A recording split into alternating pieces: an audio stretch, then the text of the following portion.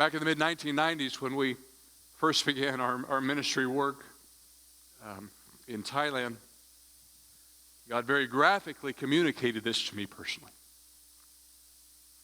We had only been on the ground just a couple of weeks, just fresh missionaries.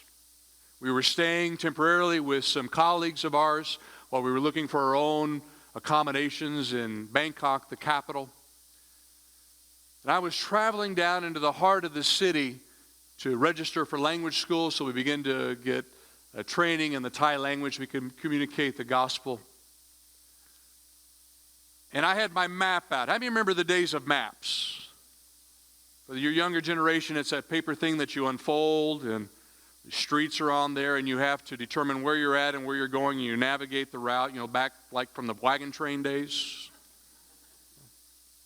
So I had my map out, and I had made my way down, had registered, and I was on my way back, and I was using the public transportation, the bus system.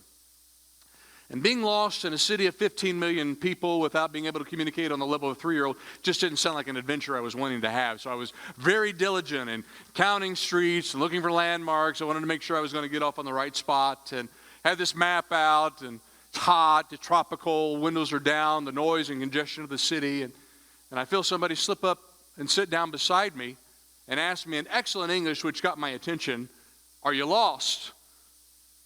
I said, "I don't think so." And I looked over, and it was this Thai gentleman, in mid-30s, introduced himself. His name was Siddhipong. We chatted just a moment, and I could see my stop was going to be coming up, and so I told him I'm going to have to get off here in just a minute.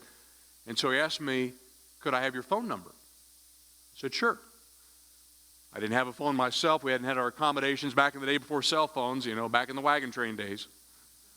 I gave him the phone number of my missionary friend that we were staying with, got off the bus, went on my way. Really didn't think much about the meeting interaction. A couple weeks went by, and we got settled in, found our own apartment, and started language school and getting acclimated to the city. And our missionary friends invited us back over one night for a meal, and so we're sitting around their living room just laughing, having a good time, when the phone rings. And to my surprise, my missionary colleague says, "Nathan, it's for you." I think, I don't know anybody in this city. Picked up the phone, and as you probably guessed, it was Siddhipong. We chatted a moment on the phone, and he asked if we could meet a few days later. And so a few days later, we found ourselves at a little roadside cafe down in the heart of Bangkok. I don't know, friends, I don't know what all is going to be on the marriage supper lamb, but I can tell you, I bet Thai food is going to be there. Outstanding cuisine. Now, let me warn you, it can be a little bit hot. It's like a brush fire will go through your taste buds. But a couple weeks when they grow back and you start to taste food again, kind of like COVID, when your taste buds start to go back. So we're sitting there eating this hot, spicy food, and I'm sweating from the peppers and from the hot climate. And my curiosity got the better of me, and I asked Siddhipong, "Why did you call the other night?" He said, "I had a very disturbing dream a few nights before I gave you a call. I was out in the ocean, out in the Gulf, small little boat. There was a violent storm. The wind was blowing so strong, the waves were tossing and turning the boat. I felt at any moment it would capsize and my life would be lost. And for some reason, I don't know why, but I just kept calling out your name in my dream. And when I woke up, I knew I had to give you a call." And when he recounted his dream to me, boy, the Holy Spirit just stirred in my heart.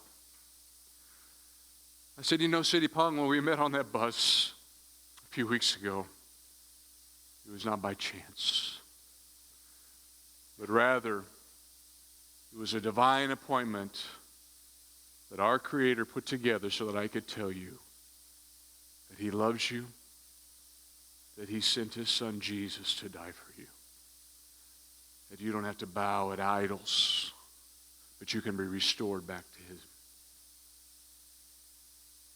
In a city of 15 million people, with somebody who doesn't speak the language, God set up a divine appointment